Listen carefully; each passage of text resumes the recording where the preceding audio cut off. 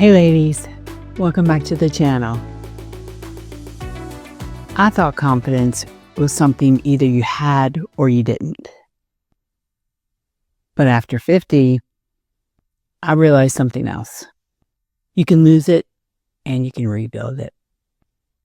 And I had to start from the ground up. Confidence after 50 looks different. It's not about being the loudest person in the room. It's not about perfection. It's about feeling comfortable in your own skin.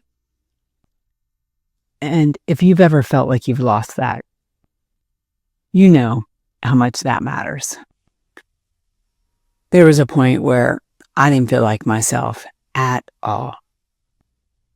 Second guessing what I wore, overthinking how I showed up, and not feeling as sure as I used to. And that can slowly chip away at you. So I stopped waiting to feel confident and I started to build it. And here's where I started. Number one, I changed how I spoke to myself.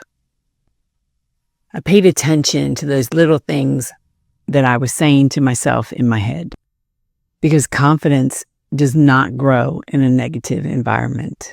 Number two, I focused on how I felt, not how I looked.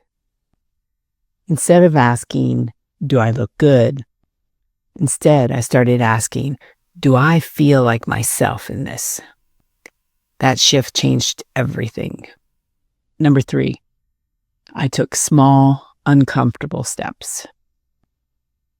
Trying new things, changing my style, speaking up more, not all at once, but consistently. Confidence isn't a big moment. It's built in small decisions over and over again. And one of the biggest shifts for me, it started with something very simple, my daily routine. In my next video, I'm going to show you the one habit that helped me start resetting my life after 50.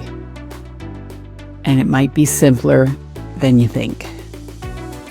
Until next time, my friends, bye.